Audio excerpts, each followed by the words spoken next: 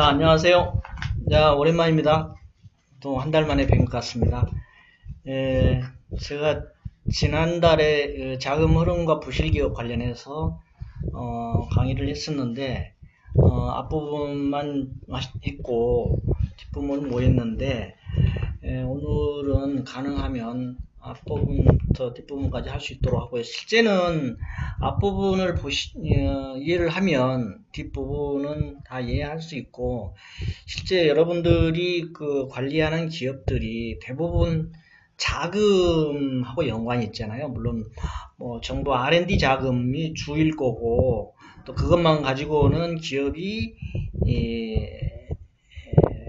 투자 자금 이런 게 부족하기 때문에 결국은 금융권에 손을 내밀 수밖에 없는 그런 상황인데, 그래서 기업들이 재무 상태는 좋더라도 현금 흐름, 그러니까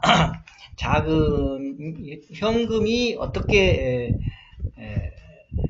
미스매칭이 되면 결국은 기업은 부실화될 수밖에 없다는 얘기죠. 쉽게 부실화된다는 얘기는 기업이 문을 닫는다든지 아니면 자금을 갚지 못해서 결국은 가지고 있는 자산을 매각한다든가, 그렇게 되면 기존에 있는 거래 기업들과의 거래가 끊기게 되고 그래서 사업을 못하게 되는 그런 경우가 많습니다.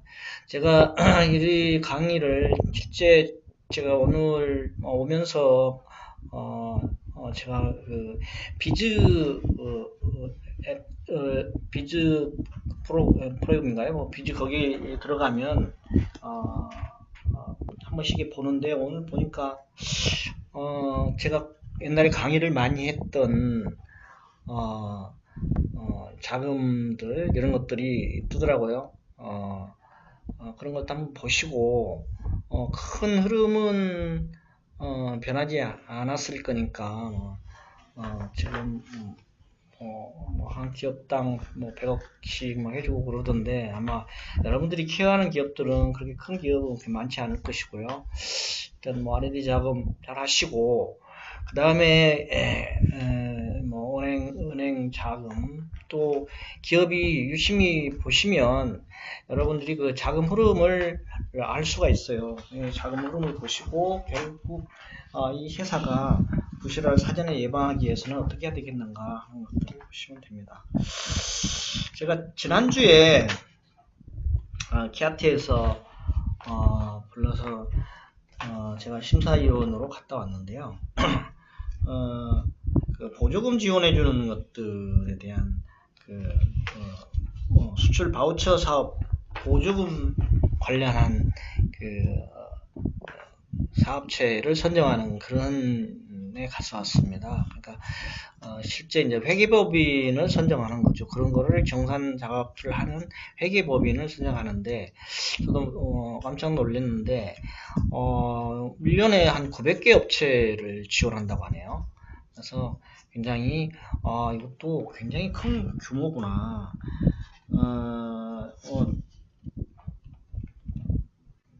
지원 금액이 건당 1억 또 적게는 몇백만 원도 있다고 해요.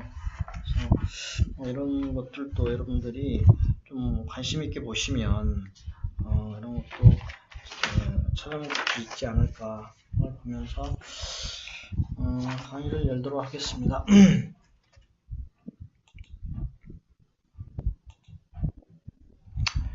자금 흐름을 분석하기 위해서는 여러분들이 여기에 제시된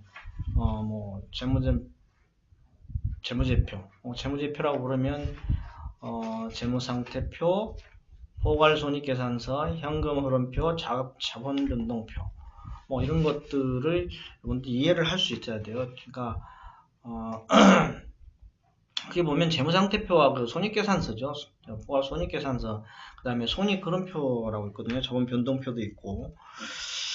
기업이 어떤 이해관계자라고 하죠. 이해관계자라고 그러면 주주도 있을 것이고 채권자도 있을 것이고 그들에게 뭐 때로는 보고할 것도 있을 것이고 자료를 제출할 것도 있을 것이고 또 R&D 자금 같은 이런 걸 받을 때도 정부의 그 해당 기관에 자료를 제출할 때 필요한 재무제표죠. 재무제표가 주로 이제 재무상태표나 포괄손익계산서가 이제 주를 이뤘어요.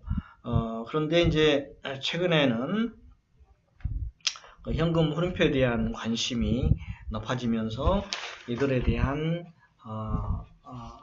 을 중요시하게 돼 있고, 이 현금 흐름이 안 좋음으로 인해서 부실 기업이 쏟아지고, 부실 기업이 뭐 최근에는 엄청 많이 쏟아지고 있습니다. 특히 세계 경기가 안 좋고, 특히 우리나라 경기도 IMF 이후에 뭐 최대로 안 좋다는 얘기를 하지 않습니까? 제가 현재 가 있는 기업도 부실 기업으로 뭐 보증관리, 기업회생 절차에 들어가 있는데, 이것도 이제 자동차 관련 2차 벤더인데, 실제 자동차 부품 회사들이 거의 지금 그로키 상태에 있습니다.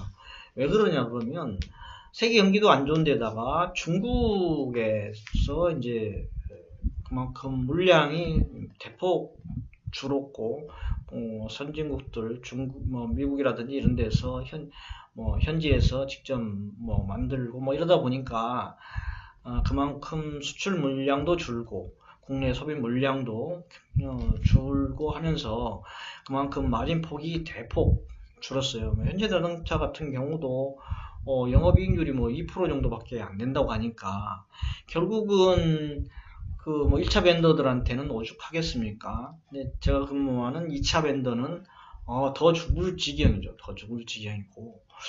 그래서 이제 뭐 마지못해서 운영하는, 실제는 영업은 하면 할수록, 일을 하면 할수록 손실이 나는 그런 구조에 있습니다.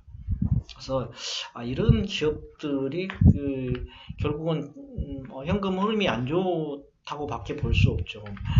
매출을 했는데 이제 현금이 들어오는 시점이라든지 들어오는 금액이라든지 이런 것들이 시점이 늦다든지 아니면 들어오는 금액이 적다든지 아니면 들어올 때 제때 안 들어와 가지고 실제 이제 2차 벤더가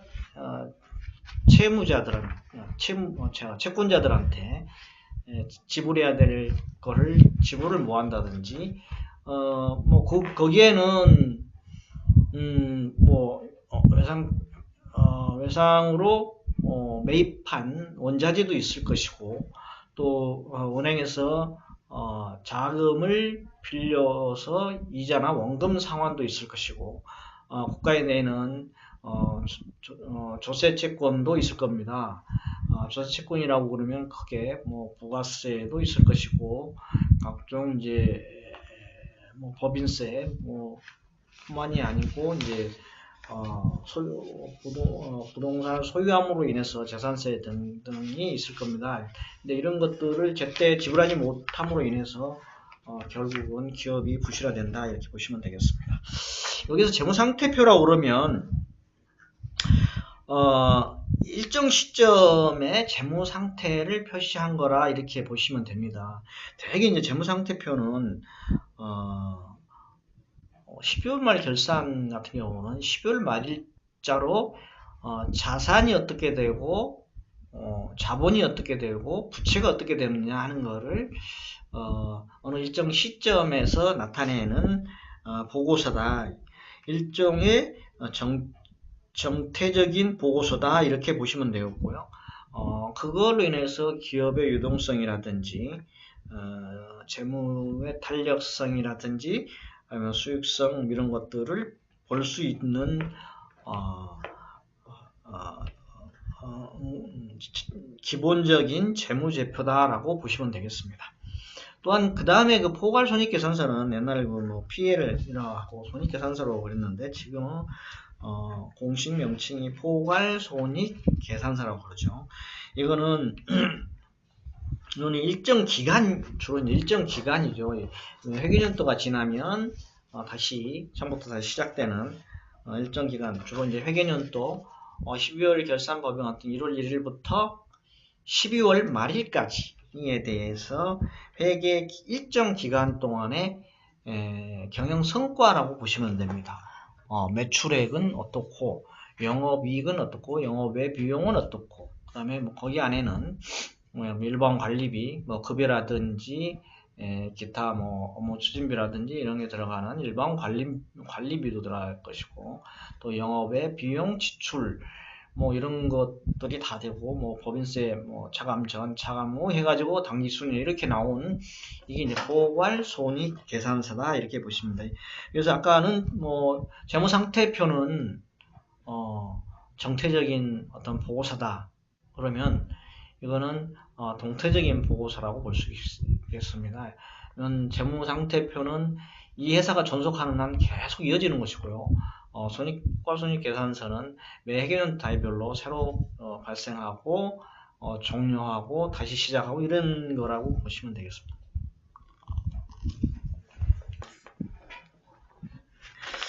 그 다음에 이제 그래서 중요시 생각되는 이 현금 물음표, 이거는 일정 기간에 현금이 어떻게 돼 있느냐 하는 내용을 표시해 주는 겁니다. 실제 이제 재무상태표는 결과가 나온 것이고, 포괄손익계산서도 어떤 결과물에 대한 것이지만, 현금 흐름표는 일정 기간 동안에 자금 조달은 어떻게 했고, 또 뭐 투자는 어떻게 했고 하는 조달 활동하고 조달을 어떻게 했고, 또 이거를 투자를 어떻게 했는지 하는 거에 대한 정보를 일단 알려주는 보고서다. 동태적인 보고서다 이렇게 보시면 됩니다. 쉽게 얘기하면 현금이 유입이 어떻게 됐고 현금 유출이 어떻게 됐다 하는 것들을 나타내주는 보고서다, 표시다 이렇게 보시면 되겠습니다. 또 자본변동표는 일정 기간 동안 자본의 변동 상황을 나타내는 그러니까 자본의 크기가 얼마 정도 되고 변동이 어떻게 됐고 하는 것들을 나타내주는 것이다. 여러분 자본 구성은 뭐 잘 아시잖아요. 자본은 자본금이 있고 자본잉여금이 있고 자본조정이 있고 뭐 이익잉여금 이런 것들이 있죠. 여러분들이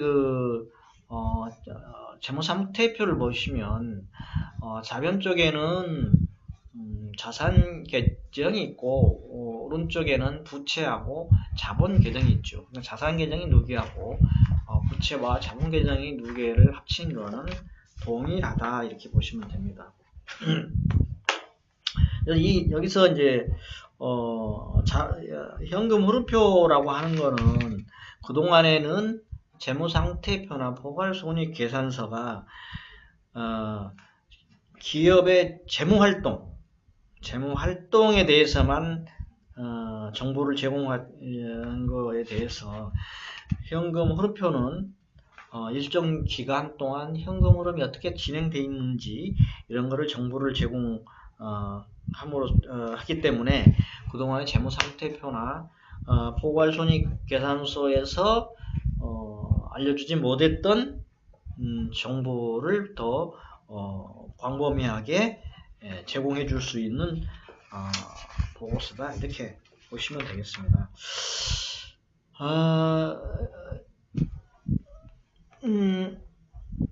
여기 이제 뭐 변동성의 중요성도 방금 얘기한 그 내용입니다.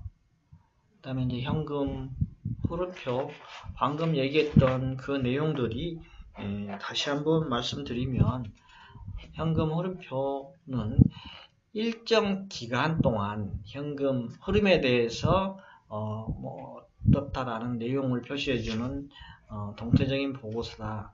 자금 조달하고 또 그 조달하는 거를 어떻게 썼는지, 지출했는지, 투자했는지 이런 것들이 나오는 현금이 어떻게 들었고 유출됐나 하는 것들을 표시해 주는 것이다.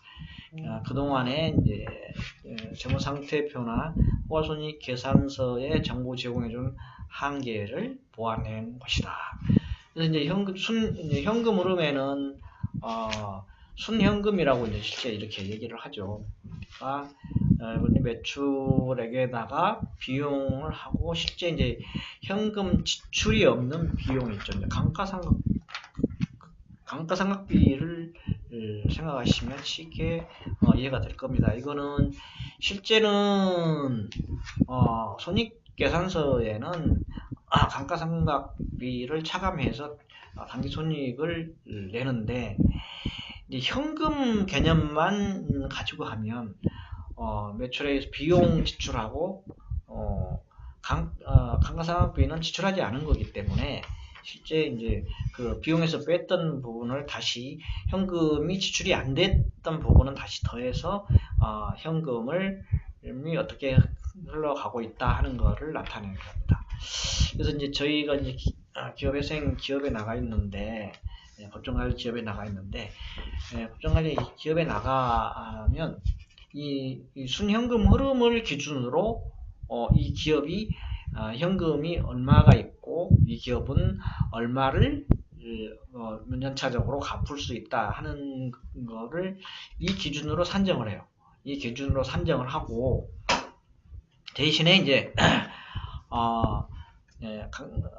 뭐 기계를 산다든지 뭐 공장에 뭐 수선을 한다든지 이런 비용을 별도로 또 아니면 기계를 판다든지 뭐 이런 부분들을 별도로 가감을 해서 전체적으로 이 기업이 생존해 나가겠다 아니면 얼마를 탕감해 줘야 되겠다 하는 것을 나타낸다고 보시면 되겠습니다.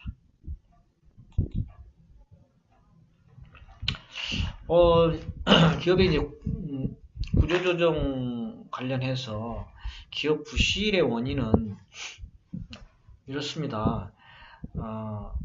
기업의 부실 원인은 그게 이제 지금 뭐 산업 환경이 많이 변화돼 있잖아요. 영업 환경도 변화돼 있고 현재 이제 뭐 중국이 이제 치고 나오면서 그동안에 이제 부품을 수입했던 미국이라든지 이런 데서 이제 부품을 수입했던 것들이 자가 생산을 한다든지 아니면 중국에서 뭐 전기차를 직접 만들어 가지고 그거를 이제 마케팅으로 활용한다든지 이런 산업 환경이 변하고 또 이제 기존에 이제 기존에 이제 뭐 차량들 기름을 넣는 차량들에서 지금 이제 수소차로 이제 바뀌고 있잖아요. 그래서 이제 거기에 들어가는 부품들이 이제 많이 바뀌죠. 기존에 했던 그런 차종의 부품을 만드는 회사들은 점진적으로 물량이 줄어들 것이고 수소차라든지 이런 걸 만드는 회사들은 점점 물량이 줄어들기 때문에 이 시장 환경의 변화에 얼마만큼 잘 적응했느냐. 근데 영업 환경도 이제 거기하고 그걸로 비교한다면 마찬가지라고 보실 수 있겠죠. 이런 시대의 변화에 맞춰서 영업 환경도 따라서 변하기 때문에 거기에 대처하지 못하면 기업은 부실화되고 결국은 기업이 뭐 문을 닫는 파산에 이르게 되거나 아니면 기업 회생 절차를 거치는 이런 현상이 생긴다. 그 다음에 많이 일어나는 일들이 주로 이제 과다 투자죠. 실제 중소기업 오너들을 생각이 그렇잖아요.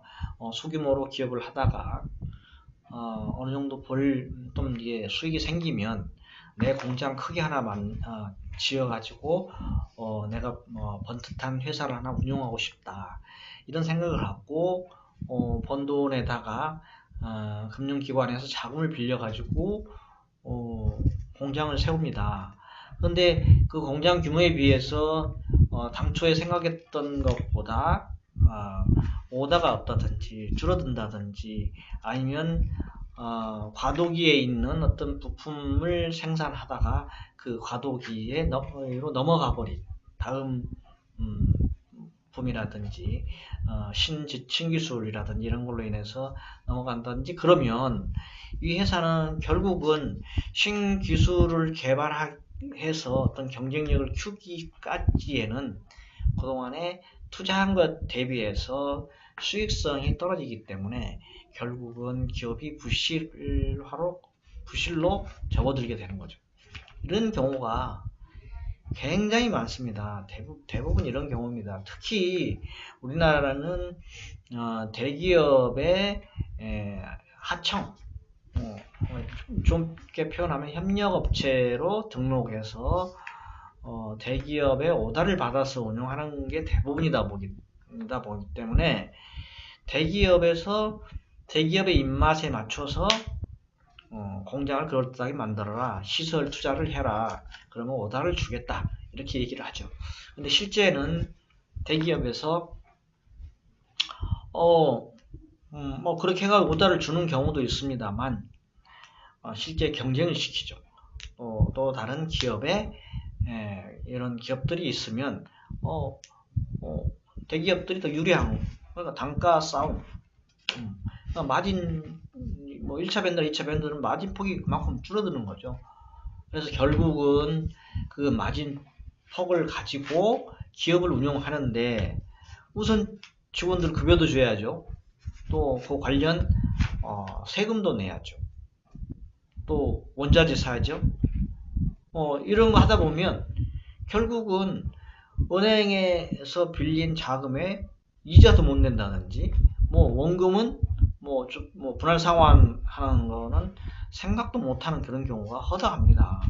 허다하고 또 대기업들 1차 벤더도 힘든데 2차 벤더, 3차 벤더인 기업은 1차 벤더도 힘들어서 마진폭을 또 종전보다 마진이 줄어서 기업이 힘든데 2차 벤더한테 쳐다볼 겨를이 없죠. 그러다 보니까 그나마 1차 벤더라도 끊기면 회사가 문을 닫는 경우가 생기니까 손해를 보면서 그냥 꾸려가고 있어요. 꾸려가다가 결국에 또 이제 새로운 기술을 개발을 한다든지 신기술로 넘어가 버리면 그 부품은 쓸모없는 경우가 되고, 그러다 보니까 신기술 개발이라든지 거기에 따라가지 못한 기업들은 기존 부품 생산의 중단 사태가 생기고 결국은 기존에 투자했던 금융기관으로부터 차입했던 그런 자금을 갚을 수 없게 되고 결국은 회생이나 파산으로 가게 되는 경우가 허다합니다. 최근에 이런 기업들이 굉장히 급증하고 있고요. 아무리 여러분들이 회사 케어를 하면서 R&D 자금 받고 또 그걸 가지고 무기로 운용을 하지만 제일 중요한 거는 새로운 어떤 시스템, 새로운 기술, 이런 흐름을 따라가지 못하면 결국은 도태하게 돼 있고요. 그걸 따라가는 기업만이 생존하게 돼 있다는 사실을 여러분들 명심하셔야 되고요. 그런 걸 감안하시고 기업을 케어하시기 바라겠습니다. 또 한 가지는 관련해서 동반무실화가 상당히 많죠. 우리나라는 한 기업이 잘 되면 또 자회사 형태로든 아니면 별도 회사 형태로든 기업을 이렇게 여러 개를 거느리는 그런 경우가 많죠. 기업 규모가 점점 커지면 그 관련 산업이라든지 아니면 돈을 기존에 많이 벌었으면 좀 괜찮을 것 같은 그런 기업들에다가 손을 대거나 아니면 하청 기업이라든지 관련 기업이었는데 자금을 받을 게 없어서 못 받아가지고 결국은 그 기업을 그 못 받은 대가에다가 플러스 알파를 지출하고 인수한다든지 이러므로 인해 가지고 관련 회사들을 제대로 이해하지 못한 상태에서 부실화되는 경우가 상당히 많습니다. 그래서 실제 관련 회사가 잘못되면 왜 동반 부실화가 되느냐, 관련 회사에다가 자금을 빌려준 경우가 많습니다. 자금을 거기다가 빌려준 경우도 많고, 자금을 빌려주지 않았으면 기존 잘된 회사에 담보를 제공하는 경우가 상당히 많습니다. 담보를 제공함으로 인해 가지고 결국은 그 담보물이 관련 회사가 부실화됨으로 인해서 경매에 들어간다든지, 아니면 그 기업에 자금을 빌려줘서 거기에서 나중에 회수를 할 목적으로 일시적으로 빌려줬는데 결국은 그 자금을 빌려주지 못함으로 인해서 결국에 어려워지는 그런 경우가 생기는 거죠. 그 다음에 이제 모바일 채무 현실화라는 얘기는 어떻게 보면 좀 생소한 용어일 수도 있는데요. 이런 경우에는 주로 채무는 채무인데 이게 발생하지 않으면 채무로서의 소멸이 되지만, 이게 현실화되면 이게 부채로서 발생하는 겁니다. 이런 경우는 주로 신용장 발급이라든지 아니면 보증 채무에서 이렇게 발생하는 거거든요.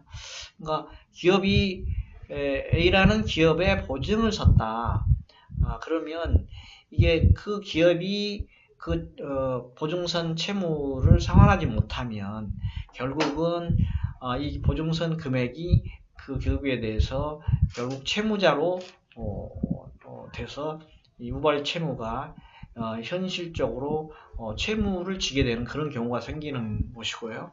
또 신용장 발급이라든지 뭐 보증서를 발급을 했는데 보증서 내용을 이행하지 않았다든지, 아니면 뭐 수출 신용장에 물건을 뭐 수출을 했는데 물건에 하자가 생겨가지고 기존에 내고를 하면서 받았던 돈들이 해외에서 리젝트 되면서 결국은 그게 채무로 발생하는 그런 경우가 상당히 꽤 있습니다. 그럴 경우에는 물건은 물건대로 다시 리젝트 돼서 다시 되돌아오고, 은행에서 그 수출 대금으로 돈을 받은 거는 결국은 부채로 남아있고, 이렇게 함으로써 기업은 어떻게 보면 이중 손실이죠. 이중 손실. 왜냐하면 물건은 팔지도 못하고 부채만 떠안게 되는 그런 현상이 생기는 거라고 보시면 되겠습니다.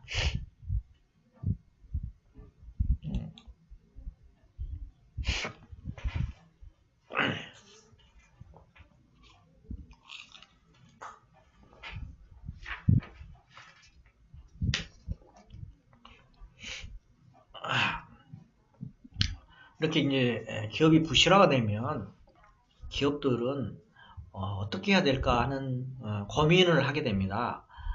방금 제가 좀 전에만 쭉 얘기했던 뭐 파산 얘기하고 회생 얘기하고 그랬는데요.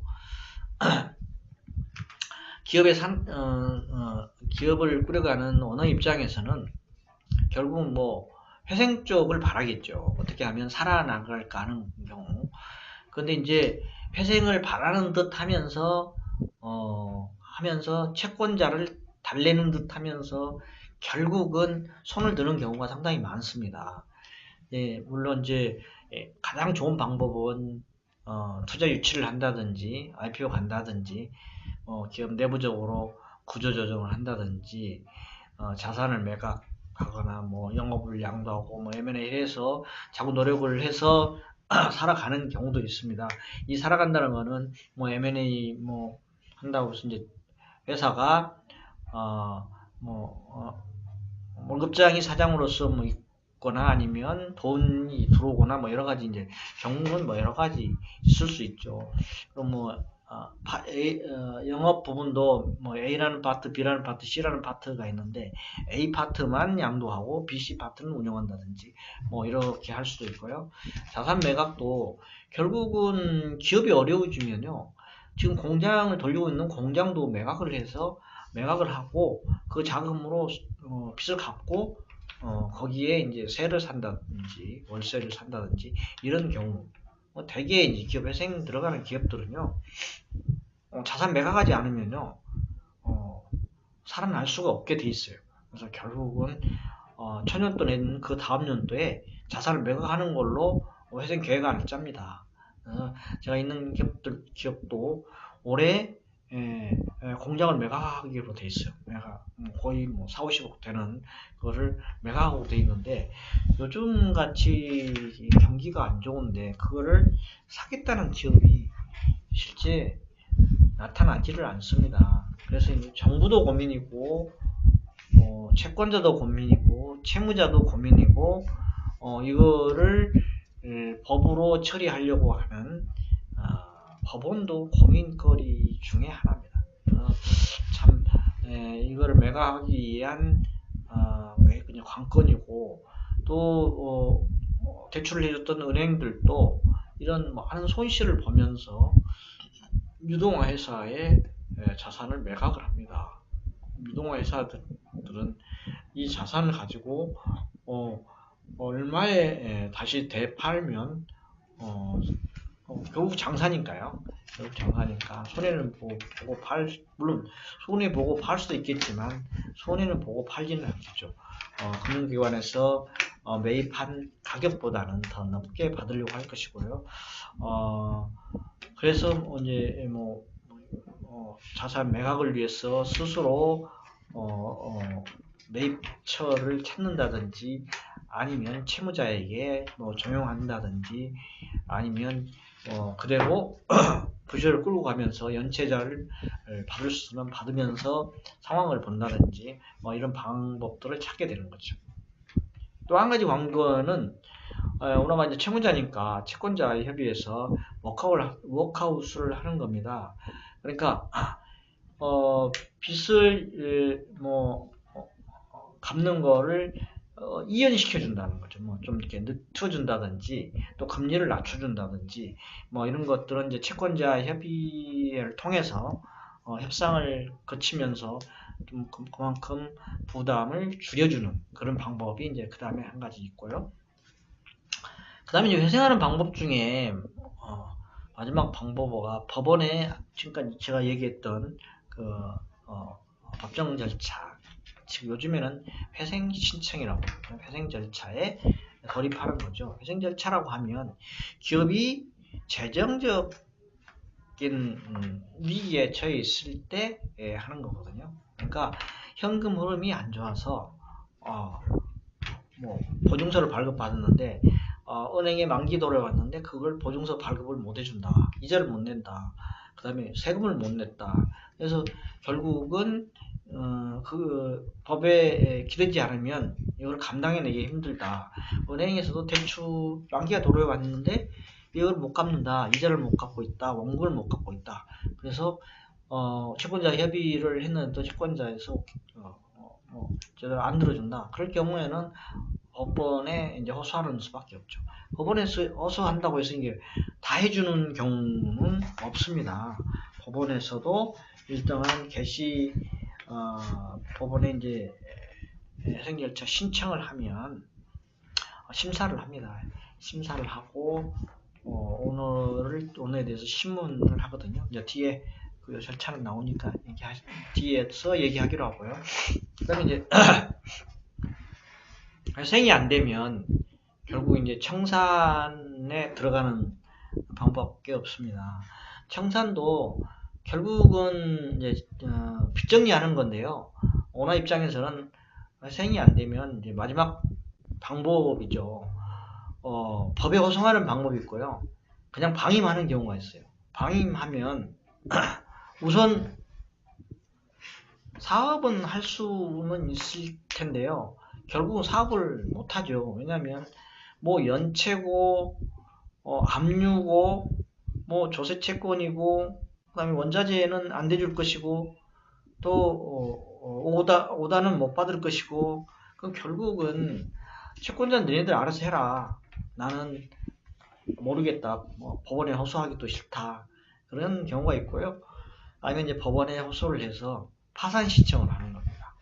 파산 신청을 하면 법원에서 파산 신청을 한 거에 대해서 법원에서 인정을 해주는 거죠. 결정을 내려주는 거죠. 그러면 이제 파산 관제인 지정에 대해서 가지고 있는 재산 이거다. 그 다음에 갚아야 될 빚, 채무함 비교해가지고 이거를 팔아서 거기에 맞춰가지고 비율대로 또 우선순위에 맞게 정리를 하는 거죠. 그리고 빚 정리를 하고 끝내는 거를 얘기하는 거고요. 근데 이제 회생 절차를 뭐 앞에서 얘기를 해야 되는데 뒤쪽에서 얘기하는데요. 재정적 파탄입니다. 이게 회생 관련 법에 재정적 파탄에 직면한 채무자에게 이해관계인의 법률관계를 조정 회생 도모한다. 여기서 이제 이해관계인이라고 그러면 주로 이제 채권자죠. 채권자기도 하고요. 그다음에 주주도 됩니다. 중소기업은 대부분이 오나가 대주주이고 뭐 거의 뭐 100% 갖고 있다 보니까 발생하지 않은 경우도 있는데 뭐 주주가 제3자인 경우도 있죠. 이런 경우에는 이들 관계들을 조정을 해서 법률적으로 조정을 합니다. 법률적으로 조정한다는 얘기는 나중에 이제 이 회사가 100% 뭐 다 갚을 테니 일정 기간 단계적으로 갚겠다. 좀 시간을 다 주세요 할 수도 있고요. 이 회사는 앞으로 10년을 벌어도 이것밖에 안 나오니 요거를 쪼개서 탕감을 일부 하고 일부는 주식으로 주겠어. 중소기업들 주식이 이런 기업들의 주식이 뭐 가치가 없죠. 가치가 없는데 이 어떤 대주주가 어떤 금융권에 이렇게 되게 되면 모든 어떤 행위를 하는 데 있어서 제약이 많다 보니까 그런 싼 값에 이제 기업에서 되사가는 경우도 있고요. 또 아니면 그 자체도 그냥 방임하는 경우도 있고 그렇습니다. 그 다음에 이제 경제성이 있느냐 하는 얘기는 이 기업이 수주 오다도 있고 수익성이 있어야 돼요. 그래야 이게 회생이 들어가지. 이 회사가 매출만 있는데 맨 적자다.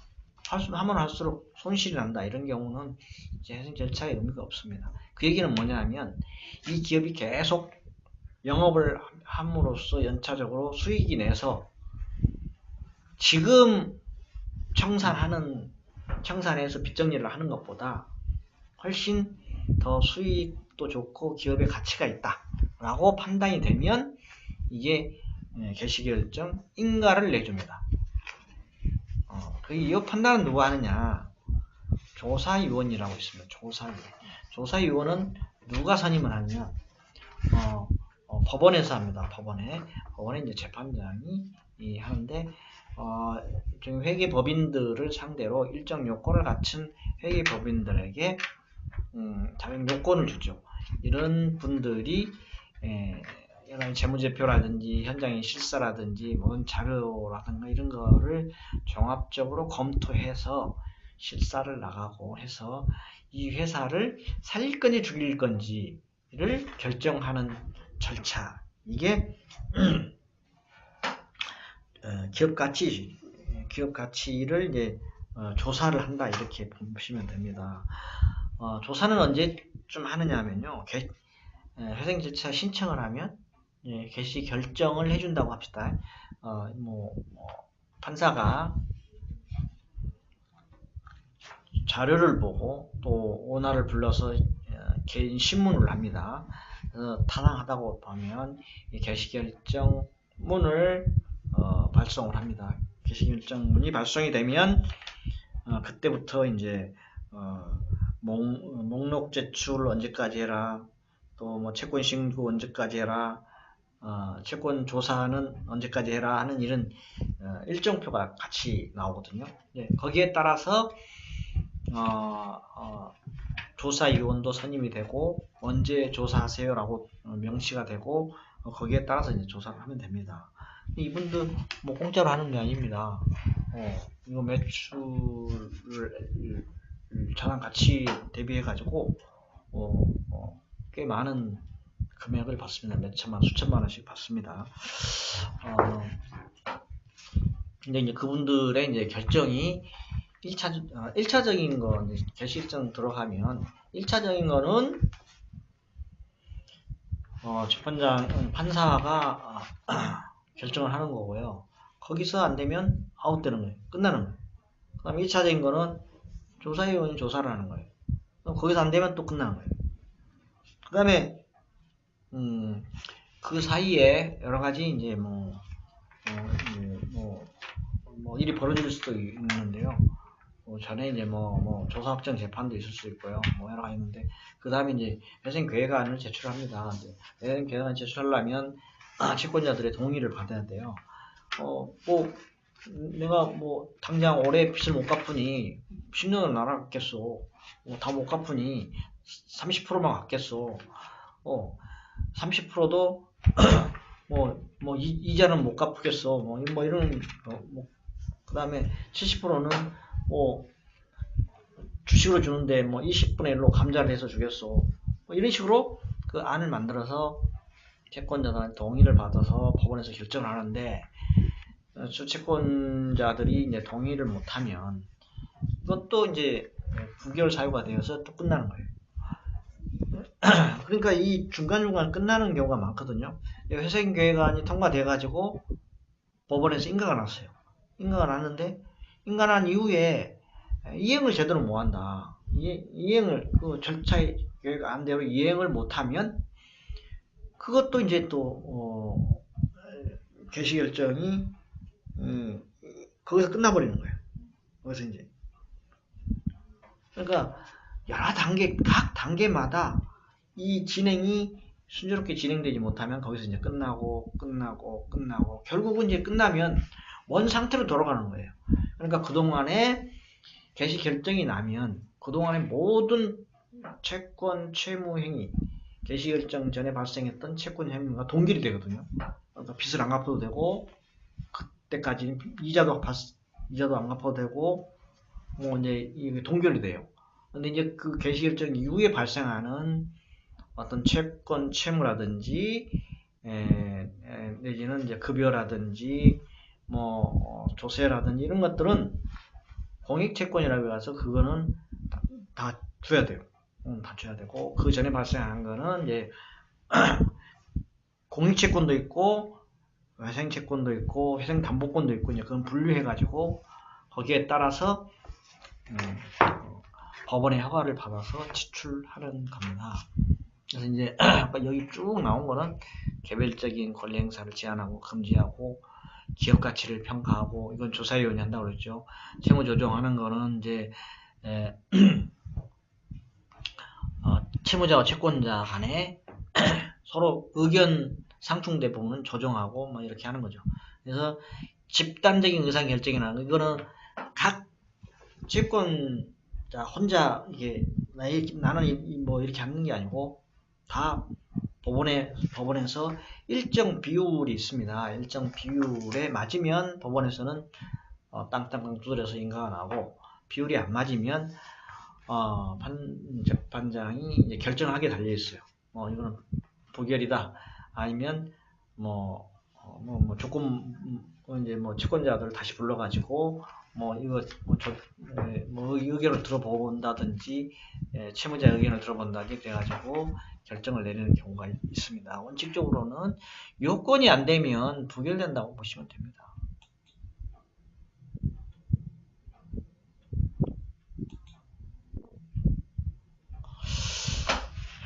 이제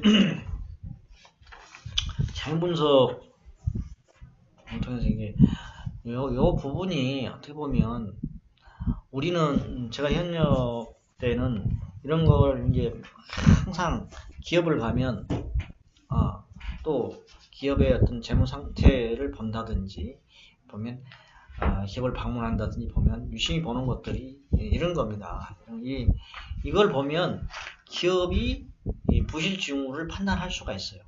물론 중소기업의 재무상태표가 상당히 일부는 과장되거나 아니면 축소되거나 이런 경우도 꽤 많이 있습니다. 많이 있고 또 오너가 장난치는 경우도 많습니다. 되게 이 부실 기업들 가보면요, 뭐 부채가 뭐 숨겨진 부채가 막 수두룩합니다. 원래는 이런 것도 금융기관에서 대출을 받을 때는 다 신고하게 돼 있는데요. 신고를 숨겨요. 신고를 숨기고 뭐 사치이자 같은 경우도 이자를 뭐 안 줘버린다든지 아니면 뭐 다른 비자금 만들어 줘버린다든지 그러면 우리가 그거를 검색을 할 수가 없어요. 왜냐면 재무상태표도 안 나타나지, 포괄손익 계산서 상에도 뭐 이자 지출하는 것들이 영업의 비용 지출한 것들이 안 나타나지. 그러다 보니까 실제 할 수가 없어요. 그러다 보니까 이게 계속 쌓이고 쌓여가지고 결국 기업이 엄청난 부채를 떠안게 다 뒤지다 보면은 떠안게 되고 또 그거를 갚을 수 없는 지경이 돼 있는데도 불구하고 계속 기업들은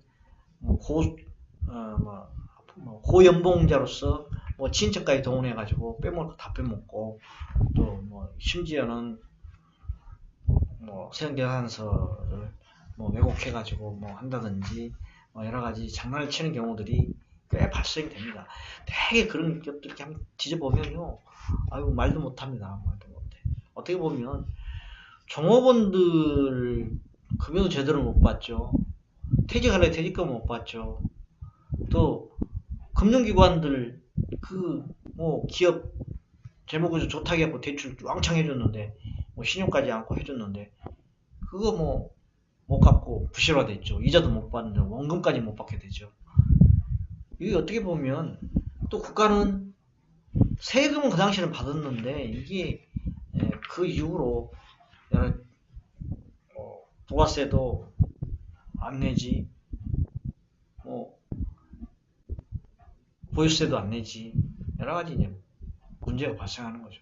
거기에다가 이제 또 직원들 급여를 못 주문해갖고 세금도 못 받는다든지 또 세금 받았는데 뭐 그거를 뭐 납부를 안 한다든지 직원들 월급에서는 떼고 세금은 국가에 납부 안 해놓고 그걸 회사에 써버린다든지 이런 경우들이 굉장히 그 불건전한 그 상식 이하의 경우들을 많이 저지릅니다. 특히 이제 중소기업이나 대기업도 물론 그럴 리는 없겠습니다만은 직원들은 잘 모르잖아요. 특히 공장에서 근무하는 직원들은 더 모른단 말이에요. 또 외국인들은 더더욱 모르고 그렇기 때문에 이 오너들이 뭐 친척 동원해가지고 뭐 격리를 막 같이 한다든지 뭐 자금 담당 부장을 같이 한다든지 이러면 직원들 몰래 빼먹는 것들이 다반사입니다. 다반사. 그러니까 직원들만 불쌍하고 기업 그 관련 기업들 불쌍하고 금융기관만 못 살리게 시키는 거죠. 또 사채업자들도 회사 뭐 시중등급 좋다면서 뭐 잘 돌아간다면서 그리고 뭐 사채입자 뭐 빌려가지고 뭐 5억씩 10억씩 빌려줬다가 뭐 처음에 뭐 이자 잘 주는 척 하다가 그 다음에는 회사 어렵습니다 하고 뭐 결국은 사채업자도 처음에 막 금리를 뭐 10%씩 이렇게 주고 하니까 이거 괜찮네 하면서 받다가 결국 뭐 원금 뜯기는 이런 경우가 많습니다. 되게 뭐 기업생 들어가는 기업들 보면 사채가 물론 장난치는 경우도 일본에 있는 걸로 알고 있는데요. 굉장히 큰 금액으로 막 여기저기서 막 빌립니다. 그리고 어떻게 보면 알고 그럴 수도 있고 또 일부는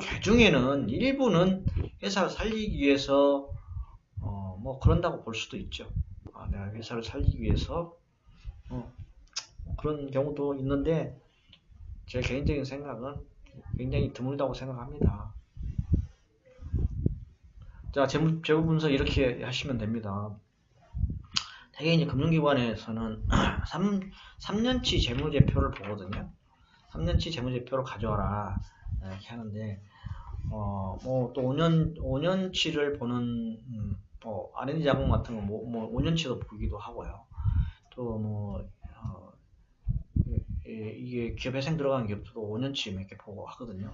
물론 이제 설립한 지가 뭐 안 된 경우는 있는 대로만 보겠지만 그걸 보면서 수익성이 최근 5년치죠. 최근 3년치 수익성이 어떻게 감소되고 있는지 또 증가되고 있는지. 수익성 지표는 뭐 여러 가지 지표가 있죠. 단기 순이익으로 볼 수도 있고요. 매출액 증가율로 볼 수도 있고 자본이익 증가율도 볼 수도 있고 뭐 여러 가지 이제 보는 관점은 뒤에서 나올 거니까요. 전체적으로 수익성이 어떤 추세냐 이 업체만 가지고 한번 일단 보시고요. 이 업체만으로 부족하다. 시장의 흐름이 전체적으로 안 좋다 그러면 동업계 평균을 보시고 동업계 평균은 한국은행에서 나오는 그 동업계의 어떤 수익성 비율이라든지 부채 비율이라든지 이런 게 나오는 거가 있거든요. 네, 그런 걸 보시고 비교를 해 보시면 이 기업이 현 위치가 어느 정도 되는구나. 수익성에서 맨날 회사가 아유 우리는 죽겠어. 뭐 급여가 올라가지고 뭐 최저임금이 올라가 죽겠어 뭐 이런 건데 그럼에도 불구하고 동업계에 비해서 어떻게 되느냐 이 기업이 수익성이 떨어지는 부분이 뭐냐 매출액이 떨어져서 떨어졌는지 아니면 마진율이 떨어져서 그런 건지 아니면 전체적인 시장 흐름이 안 좋아서 그러는 건지 1차 벤더가 아니면 대기업들이 그만큼 수익성을 줄여줘서 그러는 건지 이런 전체적인 거를 한번 스크린 해보는 게 굉장히 중요합니다. 이것만 제대로 하셔도요. 이 기업이 부실이 날 것인가 안 날 것인가 알 수 있습니다. 어떻게 보면 수익성이 좋은 기업은 현금 흐름도 좋다고 보시면 됩니다. 물론 수익성이 좋다 하더라도 외상 매출을 해주는 것들이 바로 회수가 안 돼서 외상 매입금은 지출을 해야 되고 외상 매출금은 들어오지 않고 이런 미스매칭으로 인해서 문제가 부실화되는 경우도 물론 있어요. 물론 있는데 이 수익성 감소 부분만 보고도 어느 정도 미래를 볼 수가 있다는 거죠. 그 다음에 이제 불건전한 자금 조달과 자금 운용이라고 한 거는 회사를 이렇게 보시면 전년도에 비해서 자금 조달, 대출을 많이 받았어요. 아니면 재무상태표상에는 단기 차입이라든지 장기 차입금이라든지 이런 게 표시가 안 됐을 수도 있어요. 아니면 장기 차입금으로 들어가야 되는데 단기 차입금으로 들어가 있는 경우가 있을 수 있어요. 또 아니면 아예 이자 포괄 손익계산서상에 영업비용에 이자 부분은 들어가 있는데 이자 부분 많이 늘어나 있는데 재무상태표에 차입금이 없는 경우가 있어요. 이런 것들은 굉장히 의심해 볼 소지가 있어요.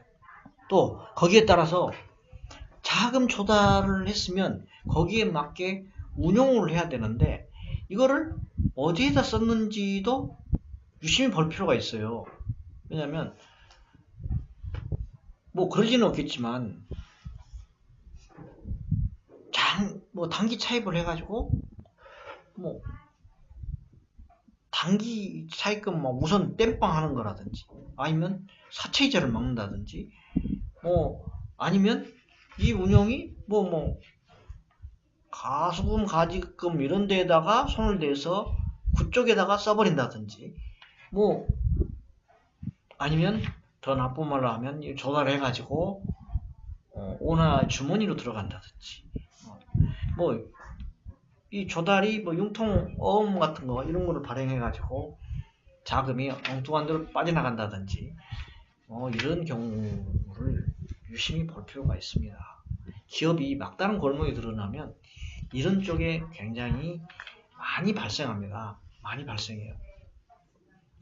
건전한 분들은 친척들한테 손을 벌리고 식구들 모아놓던 돈에 의지해가지고 결국 이제 그걸로 조달을 해서 운영을 해서 이제 원자재를 산다든지 이렇게 해가지고 회사를 정상화시키는 경우도 있는데 결국은 그 자금마저도 완전히 다 말아먹고 결국은 손을 들면서 친척, 원망, 또 뭐 친구, 뭐 가까운 주변 사람들한테 원망을 듣고 본인은 보는 대로 모든 어떤 사회 활동을 하는데 제약을 받게 되는 이런 경우가 적지 않게 있습니다. 제 주변에도 많이 있고요. 제가 뭐 그런 회사에 다니니까 그런 일이라도 그런 자문 전화가 많이 오고요. 또 그런 거 만날 때 채권자도 알고 채무자도 알고 그럴 때 제가 참 동시에 같이 있는 상황에서는 제가 차마 뭐라고 얘기를 못하고 따로 이렇게 채권자 따로 채무자 따로 만날 때는 그 회사에 유리한 좀은 유리하게 그 채권자에 좀 유리한 방법을 제시해 주곤 합니다. 함께 어떻게 보면 본인의 입장에서 생각을 하게 되잖아요. 어떤 분들은 기업회생 들어가가지고 70% 탕감 받았다고 그러고 쭉 하면서 떠들어대시는 분은 있는데 그 얘기는 뭐 금융기관부터 시작해가지고 사채업자 여러 사람들한테 엄청나게 민폐를 끼친 거죠. 엄청난 민폐를 끼친 거고 또 반대 입장에서 생각하면 채권자는 한 푼이라도 더 받으려고 할 거 아닙니까? 그리고 단기간에 받아내려고 하잖아요. 근데 그게 이제 현실적으로 실현이 되면 채무자는 그만큼 죽는 거고 힘든 거고 채권자는 그만큼 좋은데 그런 상승되는 점이 있다라는 거. 그 다음에 이제 총자본 회전율인데 결국은 기업은 자본금이 얼마만큼 많으냐에 따라서 그거를 이제 운용의 폭이 넓죠. 왜냐하면 그만큼 자본금은 원자재를 사기도 하고 직원들 급여를 주기도 하고 뭐 회사 운용 자금에 이제 주로 쓰잖아요. 그냥 그거를 가지고 매출을 일으켜 가지고 그게 이제 수익으로 돌아오고 이렇게 해야 되는데 그게 자꾸 회전율이 늘어진다고 그러면 1년에 뭐 돈이 들어오는 기간이 한 번이다 그러면 굉장히 이 회사는 어려운 거죠. 굉장히 어려울 거 아닙니까? 이제 이런 기업들은 사실 생존하기가 힘들죠. 이런 것도 총자본 비율 대비해서 이 자본이 이 회전 기간이 어떻게 되는지 동업계에 대한 평균도 있습니다. 또 매출 채권도 마찬가지예요. 매출 채권도 회수가 그전에는 3개월 단위로 되더니 이제는 뭐 5개월 단위, 6개월 단위로 이렇게 자꾸 회전율이 돌아오는 기간이 1년에 4회였던 게 막 3회, 2회 이렇게 줄어들면 돈이 안 들어오는데 어떡할 겁니까? 그런 것도 한번 보시고 그 다음에 부실자산, 부의채권 이런 것들이 부의채권이라는 게 재무상태표에 이렇게 나타나지 않는 그 외 채권들이 자꾸 늘어나는 그런 경우죠. 사채라든지 여러 가지 거기에 계산 안 했던 아까 얘기했던 뭡니까 앞쪽에서 얘기했던 그런 자산들 생각지 않았던 신용 보증서라든지 아니면 신용장 등으로 인해서 이게 채권으로 현실화되는 그런 경우 이런 경우가 증가되는지도 한번 보시고요. 또 안 되는 기업들은요 경영진들이 자꾸 교체되는 경우가 있고요. 또 책임을 물어가지고 경리 담당 이사, 자금 담당 이사를 교체한다든지 공장장을 교체한다든지 아니면 연구소장을 바꾼다든지 아니면 쫓아낸다든지 이런 경우 심지어는 오너가 바뀐다든지 이런 경우는 유심히 볼 필요가 있습니다. 물론 이제 오너를 바꾸거나 경영진 일부를 바꿔서 쇄신하는 경우도 있습니다만 회사가 어려워지면 내탄 하면서 하고 스스로 물러나기도 하고 이런 경우가 많죠. 그리고 또 이제 이 회사에서 제가 기댈 게 없다라고 하면 다른 회사를 찾아 나가는 경우도 많습니다. 뭐 정원도 마찬가지예요. 뭐 회사 뭐 그만두는 것들이 자꾸 늘어나면 뭐 직원들 뭐 그만두고 뭐 새로 뽑는 거 늘어나고 이러면 기업이 뭔가 어수선하잖아요.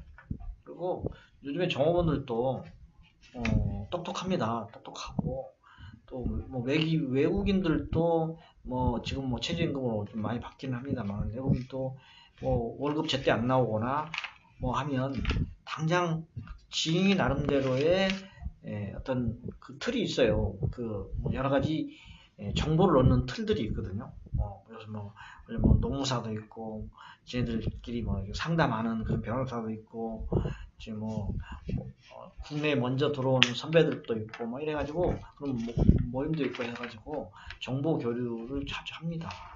그래서 그 외국인들까지도 상당히 다루기가 만만치 않다. 이직률이 자꾸 늘어난다 그러면 그것도 열심히 봐야 된다 하는 얘기를 얘기하고 싶고요. 그 다음에 노사분규 뭐 이거는 말할 것도 없죠. 회사는 실제 현장에서 일하는 분들이 벌어서 그분들뿐만이 아니고 일반 관리비로 지출하는 사무직 종업원 임원들이 먹고 살잖아요. 그런데 뭐 노동자가 요구사항을 들지 않고 분규를 일으킨다 그러면 회사는 오래 가기가 힘들죠. 물론 뭐 현대라든지 이런 대기업들은 노사분규를 해도 어떤 시스템을 운영되는 거기 때문에 좀 장기 가기도 하지만 물론 손실은 크긴 하지만 버텨나갈 수 있는데 뭐 중소기업들은 대기업의 오다를 언제까지 마음치까지 납품을 하지 않으면 거래가 끊기거나 페널티가 있어요. 보지 않는 페널티를 물어야 되기 때문에 기업들은 이런 거를 이겨내기 위해서 이런 노사분규라든지 이런 걸 사전에 예방해야 되고 발생하지 않도록 다독거려야 되고 이러는 거죠. 아까 이제 부실자산 부채라 했는데 사업주가 이제 뭐 이렇게 좀 이게 뭔지도 모르고 뭐 그러니까 개인 기업이라든지 중소기업들은 뭐 호주머니 돈이 쌈짓돈이라고 불분명한 뭐 가직금이라든지 가속금 이런 대여금 이런 것들이 엄청 늘어나 있는 경우가 있어요. 그러니까 뭐 회사에다 갖다가 써버리고 그 다음에 이거 갚으려니까 돈 없으니까 막 이걸 뭐 제대로 처리도 안 하고 그냥 끌고 가고 막 이런 경우들이 있거든요. 이게 결국은 기업이 부실로 가는 길이에요. 그러니까 옛날에 그런 얘기 있지 않습니까? 회사는 망해도 오나는 떳떳하게 산다. 더 그게 있는데 근데 이런 기업 문화가 좀 바뀌어야 되는데요. 참 안타깝습니다.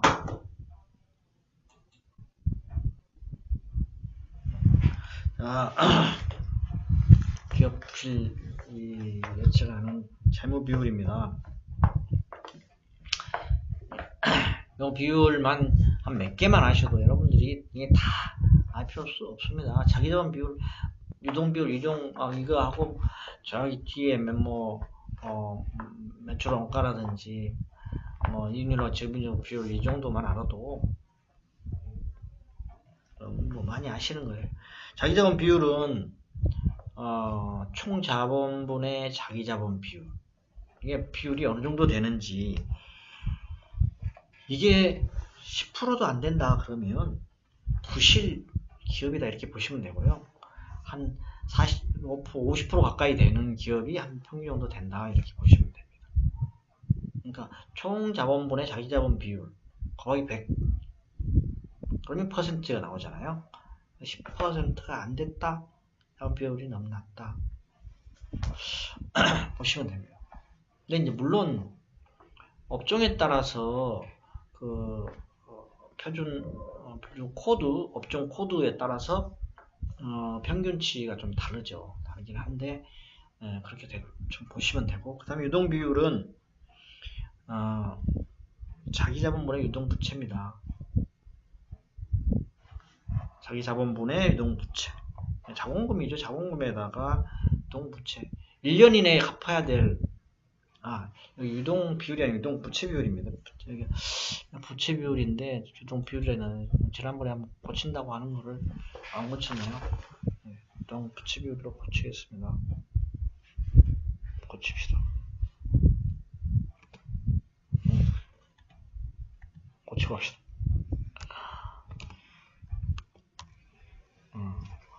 유동 부채 비율.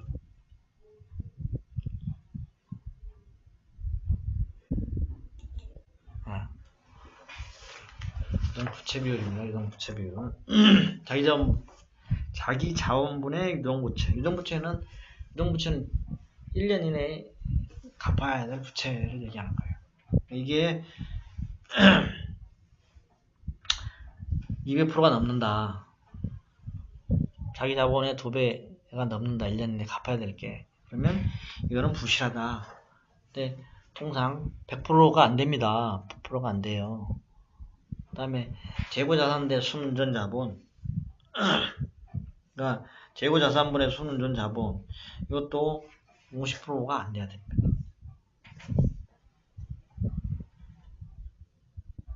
이게 많으면 재고자산이 많이 쌓였다라는 거는 결국 안 좋은 거잖아요. 그 다음에 비유동 장기 적합률. 이거는 좀 공식이 어려운데요. 자기 자본에다 비유동 부채를 더하는 데서 고정자산으로 하는 거니까 좀 어렵습니다. 이거는 이게 뭐 평균 한 100% 이상 나오면 부실하다 이렇게 되고요. 100일 안 나오면 상 괜찮다 그러는데요. 이게 상당히 공식도 어렵고요. 어려우니까 비유동 부채라면 보통 부채라고 하는 거는 장기 차입하는 거거든요. 주로 이제 공장이라든지 기계를 살 때 이제 이 비율을 적용하는 건데요. 이 회사가 은행에서도 요 비율을 적용해서 운용을 하는데 비유동 장기 적합률이 몇 프로 정도 되느냐 하는 거를 따지는 거예요. 그러니까 결국은 이제 기계를 고정자산이라는 게 이제 기계라든지 공장이거든요. 그 가치보다 밑에 있는 분모에 있는 비유동 부채, 장기 부채, 1년 이상 장기 부채에다가 자기 자본을 더해. 자기 자본 더해서 그것분의 위에 자산의 가치, 고정자산의 가치가 100을 넘는다. 그러니까 부채 부분이 많다 하면 이거는 이 회사가 그 공장을 팔더라도 부채가 너무 많다라는 얘기죠. 장기 부채가 너무 많다. 주로 이제 장기 부채는 공장을 매입한다든지 기계 뭐 시설을 들여온다든지 이런 때 쓸 때 이제 뭐 3년 거치 5년 분할 상환이라든지 아니면 뭐 1년 거치 뭐 3년 분할 상환 이렇게 할 수가 있거든요. 최대 뭐 한 8년까지 이렇게 장기 차입금을 하죠. 근데 되게 이제 분할 상환이기 때문에 1년 이내 돌아오면 1년 이내로 돌아오면 그거는 이제 단기 부채로 유동 부채로 이제 전환이 되죠. 전환이 되고 나머지만 다시 장기 부채로 전환되기 때문에 그런 것도 이제 자꾸 떨어지면 물론 이제 고정 자산도 물론 이제 감가상각하고 가치가 떨어지기 때문에 이제 줄기는 하는데 그게 예를 들어서 그 가치가 뭐 상승한다든지 뭐 그런 경우는 간혹 있는데 그렇게 된다고 그러면 이거는 좀 줄어들 수는 있겠죠. 근데 실제는 줄어드는 경우는 좀 드물죠. 이 회사가 돈을 많이 벌어가지고 자본금으로 많이 늘어났다든지 뭐 빚을 중간에 막 갚아버렸다든지 장기 부채를 갚았다든지 그러면 요거는 줄어들 수 있죠. 요거는 그 다음에 운전자본 예외적인 기간은 운전자본에다 매출액입니다. 운전자본에다 매출액. 이게 통상적으로는 한 5개월, 4개월, 5개월 가는데 뭐 이렇게 뭐 8개월, 9개월 이렇게 간다 그러면 이것도 위험하다 이런 얘기. 네, 위험합니다. 그 다음에 이게 매출 원가율, 매출액분의 매출 원가, 이거 여기다가 이제 100을 곱하는데요. 이게 원가 비율이 지금은 사실 이 원가율이 10% 유지하기 어렵습니다. 실제 10% 유지하기 어려운데 이게 매초에 매출 원가 10% 가지고 뭐 인건비 뭐 일반 관리비 지출해야 되고 뭐 세금 내고 뭐 해야 되니까 10% 매출 원가 10% 나오도 굉장히 어렵습니다. 그런데 하물며 뭐 2%, 3% 뭐 이런 경우도 허다합니다. 10%가 안 되면 좀 어렵다. 이렇게 보시면 되는데요. 지금은 이것도 유지하기가 쉽지 않다. 라고 보시면 되겠고요. 그 다음에 매출액에 대한 일반 관리비 비율인데요. 매출액분의 일반 관리비인데, 그러니까 일반 관리비가 10% 이상 넘어가면 이것도 어렵습니다. 왜냐하면 매출 원가율에 일반 관리비가 포함되지 않는데, 예를 들어 그게 10%다. 근데 일반 관리비 10%다 그러면 아무것도 없잖아요. 남는 게 하나도 없잖아요. 그럼 이 회사가 어떻게 향후에 어떻게 운영될 겁니까? 안 되잖아요. 그러니까 현실적으로 이 매출 원가율하고 일반 관리비 비율은 상호 바로 매칭이 되는 거죠. 매칭. 매출 원가율이 10%가 안 되면 부실을 예측할 수가 있다. 그런데 현실적으로 자꾸 줄어들고 있다. 그 다음에 일반 관리 비율이 10%가 넘는다. 뭐 15%다. 이러면 뭐 바로 보이잖아요. 이 기업은 부실로 바로 보이잖아요. 이런 것도 여러분들이 보시면 금방 착안해낼 수 있다라고 보시면 되겠고요. 그 다음에 지급이자 비율인데요. 지급이자 비율은 이자나 할인료가 매출액에 대해서 어느 정도 되느냐. 지금 금리도 굉장히 낮잖아요. 금리도 5% 넘는 대출이 그렇게 드물잖아요. 굉장히 드문데 이 매출액 대비해서 5%가 넘는다. 그러면 은행 이자 5% 줘버리고 매출 원가에서 뭐 5% 갖고 일반 관리비도 못 낼 것이고 그렇게 하면 이 회사가 남는 게 하나도 없죠. 지급이자 비율이 1%, 1.5% 이 정도는 돼야 돼요. 그거 넘어가면 회사는 굉장히 어려운 거예요.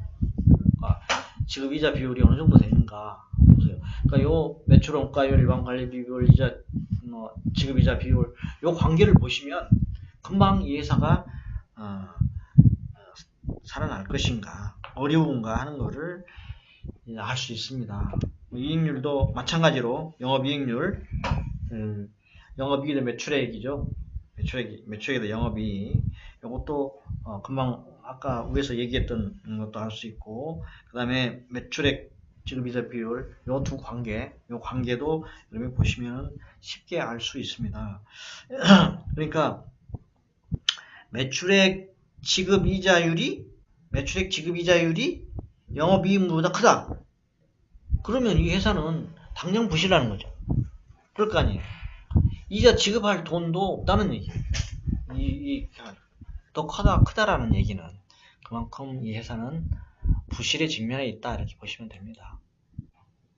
요거는 기업회생이 들어가게 되면 여러가지 프로그램이 있습니다. 중소벤처기업부에서 상담 프로그램도 해주고요. 또 회생 전에 컨설팅도 해주는 거가 있고요. 또 여기에 여러가지 지원이 있는데 실질적으로 지원되는 사례는 크게 많지는 않습니다. 그 다음에 회생 진행도는 제가 많이 얘기를 했는데요. 큰 흐름을 제가 다시 한번 얘기를 하겠습니다. 이거를 하고 끝내야 될 듯 합니다. 네, 지난번에도 앞쪽은 못했는데요. 뒤쪽 부분이, 사실 앞쪽 부분이 중요하고, 뒤에는 세세한 거기 때문에 나중에 여러분들이 뭐 질문을 하고 싶으면 개별적으로 하셔도 될 것 같고요. 기업이 어려우면 아까 얘기했죠. 재정적 파탄에 직면하게 되면, 현금 흐름이 안 좋으면 회사가 자꾸 노력을 해보고 그래도 안 된다.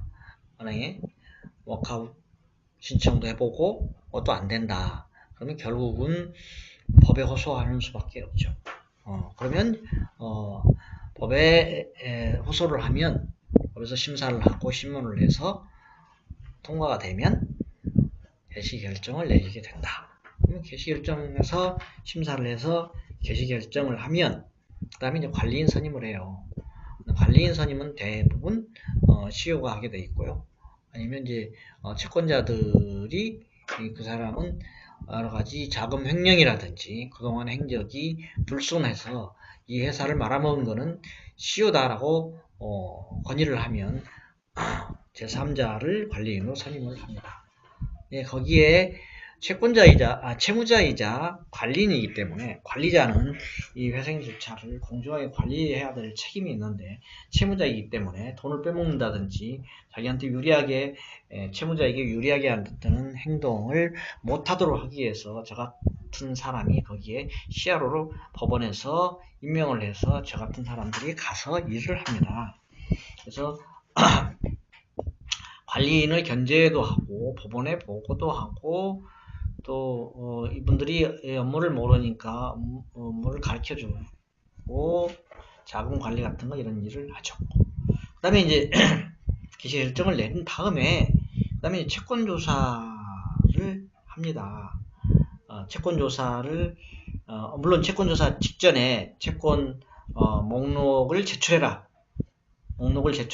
그 다음에 이제 또 채권 제출한 다음에 이거는 채무자가 하는 거고, 그 다음에 채권 신고를 해라. 이거는 채권자들이 하는 거고, 그 다음에 이제 채권 조사하고 신고하고 이랬잖아요. 그러면 이제 시부인표 작성해요. 이게 채권자하고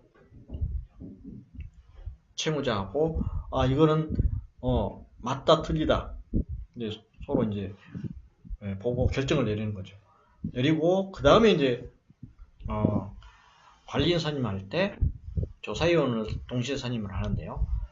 저도 그때 이제 선임을 하고요. 시험도 그때 이제 이분들이 채권 조사를 자산 실태 조사를 하죠. 자산 가치 평가를 하러 가죠. 이게 이제 기간이 정해지죠. 그 이후로 이제 시분표 작성한 이후로 이제 가는 거니까. 왜냐하면 시분표가 작성된 뒤에 채권 채무 금액이 어느 정도 확정이 되지. 어느 정도 확정되라는 거는 그 뒤로도 채권 신고를 할 수 있고요. 또 부인한 거에 대해서 또 이의 제기할 수도 있고 하는 거기 때문에 어느 정도 윤곽이 나오면 그때 이제 기업의 실태조사 자산가치 조사를 해서 그거 가지고 결국은 이 회사를 살릴 건지 줄 건지 또 다른 평가를 해서 청산가치가 더 높으면 이 회사는 청산, 계속가치가 높으면 이 회사는 계속 진행 이렇게 되는 거죠. 그 다음에 이제 회생 계획안을 언제까지 제출하라고 되어 있는데 계획안을 제출하면서 채권자들 동의를 받고 법원에 이제 집회를 하는 거지. 3차 집회를 동시에 합니다. 심리하고 결의를 동시에 해서 이때 이제 특별 조사 기일 같이 합니다.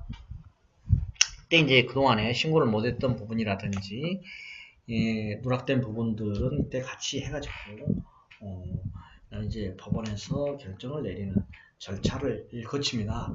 근데 이제 회생인가는 인가 조건은 그렇습니다. 회생담보권자가 있고 회생채권자가 있고 주주권자조가 있습니다. 3개 조가 있어요. 3개 조가 있는데 대개 이제 중소기업들은 대개 채무자가 대주주고 또 이제 부채가 채권보다 많으면 이 주주권은 상실이 돼요. 어떤 행사를 못해요. 그러다 보니까 대개 이제 3개로 분류되지만 2개로 보는 겁니다. 회생담보권은 담보권이죠. 담보가 있는 담보로 어떤 대출을 해주거나 돈을 빌려준 그런 경우고, 이제 그 다음에 그냥 인보증이라든지 그냥 돈 그냥 빌려준 거, 그런 거는 이제 회생채권이라고 이제 표현을 하는데요. 또 하나는 이제 엄밀하게 하면 조세채권이라든지 이런 것도 있죠. 조세채권 아니면 공유채권 여러 가지 이제 셋의 분류는 되는데, 크게 법원에서 이제 결정을 내리는 거는 회생담보권하고 회생채권이라고 보시면 됩니다. 그 세세한 거는, 나머지 거는 얘기하시면 굉장히 복잡하고요. 그 다음에 회생담보권은 4분의 3 이상의 동의를 얻어야 돼요. 동의를 얻어야 되고요. 그 다음에 회생채권은 5분의 3의 동의를 얻어야 돼요. 그렇기 때문에 그럼 이 동의는 사람 기준이냐? 아닙니다. 채권 채무액 기준으로 정하게 되어 있어요. 그러니까 어떤 기업은 어떤 채권자는 회생담보권이자 회생채권자이기도 해요.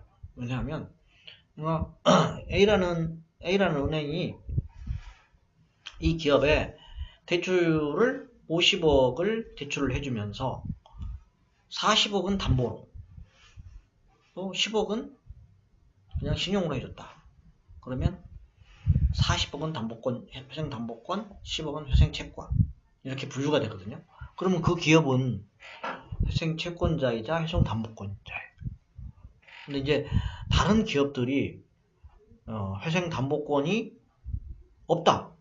그러면 이 회사가 동의를 하느냐 안 하느냐에 따라서 회생담보권주가 결정이 나는 거죠. 그 다음에 회생채권자는 이 기업은 10억이고 이 회사가 나머지 가지고 있는 회생채권이 또 20억이 있다. 20억이 있다. 그러면 이 회사는 이거 동의를 안 해줬어요.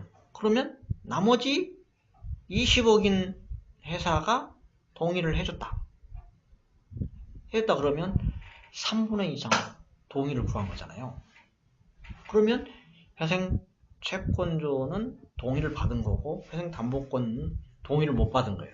그럼 두 가지 다 충족을 못 하기 때문에 이 회사는 여기에서 폐지돼 버려요. 그럼 끝나는 거예요. 끝나는데 여기서 이제 재판장이 인가를 할 건지 바로 폐지를 할 건지에 대해서 결정을 할 수도 있고요. 아니면 모든 관리인, 그러니까 채무자한테 묻습니다. 어떻게 할 거냐, 지금 이 결과에 대해서. 그러면 며칠 채권자들하고 협상을 할 테니, 아까 A은행이라는 거하고 협상을 더 할 테니 시간을 좀 달라. 그러면 일주일이나 열흘 정도 두어가지고 다시 동의를 받으면 인가가 나는 거고, 못 받으면 폐지되는 거예요. 또 강제인가 절차라는 게 있습니다. 그러면 이제 더 이상 그 A은행하고는 협상의 여지가 없다라고 판단되면 법원에 맡기는 거죠. 이거를 인가를 내주십시오. 강제로. 요건은 안 맞지만. 그러면 이제 재판장은 내부적으로 결정을 하죠. 3심제니까 결정을 해서 통지를 해주죠. 보통 이틀 정도면 결정을 내주는 것 같아요. 2, 3일이면 결정을 내주는 것 같아요. 그래서 폐지 내지는 인가 이렇게 내주는 거거든요. 예를 들어서 이제 인가가 났다, 폐지되면 그대로 끝나는 거고, 인가가 났다 그러면 계획안에 대해서 그대로 이행을 하면 돼요. 그런데 인가를 난 후에 인가 조건을 충족하지 못한다. 그러면 다시 폐지예요. 다시 폐지. 그리고 이제 이게 이제 잘 진행될 걸로 보면 좀 갚기도 하고 잘한다. 그러면 이제 종결은 10년 걸치는데 조기 종결 절차가 또 있어요. 이 회사는 여러 가지 현금 흐름도 좋고 회사가 상환도 할 여력도 있고 갚을 여력이 있다. 그래서 조기 종결 신청을 받아서 조기 종결을 하기도 해요. 조기 종결을 하려면 채권협의회에 어떤 그 이행 절차에 대한 양도를 하고 거기 동의를 받아서 계약서를 만들어서 조기 연결을 하거든요. 근데 최근에는 그거 없이 그냥 하는 경우도 있어요. 그래서 채권자들이 반발하는 경우도 있고요. 또 채권자들이 주채권 금융기관들이 또 뭐 해봐야 뭐 안 되는 거 그냥 뭐 조기 연결하든지 알아서 하라고 그냥 방임하는 경우도 있고 좀 다양합니다. 여하튼 회사를 이런 형식으로 방금 얘기했듯이 기업 회생을 하기 위해서는 이런 절차들이 필요하다라고 생각하시면 되고요. 여기 이제 기업 부실 재무제표 분석 아까 이거는 앞에 나왔던 부분들에 대한 다 중복된 내용이라고 보십니다. 자기자본 비율은 높아야 좋고 유동부채 비율도 낮아야 좋고 재고자산 대 운전자본 높아야 좋. 운전자본 이게 재고자산이 많으면 그 다음에 유동비율 장기 적합률 높으면 안 좋죠. 네? 그 다음에 비유동자산 회전율 이것도 낮으면 안 좋고 운전자분 일회전 기간 계속 늘어나고 그러면 이게 좋을 리가 없죠. 그러니까 이런 비율들은 실제는 안 좋다. 위험을 어떻게 대비할 것이냐. 실제 이 말은 이런 게 다 잘 좋은 내용으로 쓰여 있습니다. 그런데 실제 이대로 이행이 되느냐 정말 현실적으로 당장 이 회사를 꾸려가기 위해서 직원들을 급여 주기 어렵고 또 세금 닥치고 보증서 연장해달라고 하지 은행 만기 돌아오지 이자 내야지 이런 거에 급급하다 보니까 물론 이런 거 평소에 관리를 잘하고 시스템적으로 잘 움직이고 하는 기업도 있는데 정말 주먹구구시를 하는 데도 많이 있습니다. 참 안타까운 현실이죠. 여기까지만 하는 게 어떻겠냐 하는 생각이 듭니다. 수고 많으셨고요. 네, 이 뒤에 부분들이 좀 있는데 어디까지 했냐 했고 또 아까 앞에 있던 부분들하고 좀 장기자금 빌리는 거에 대해서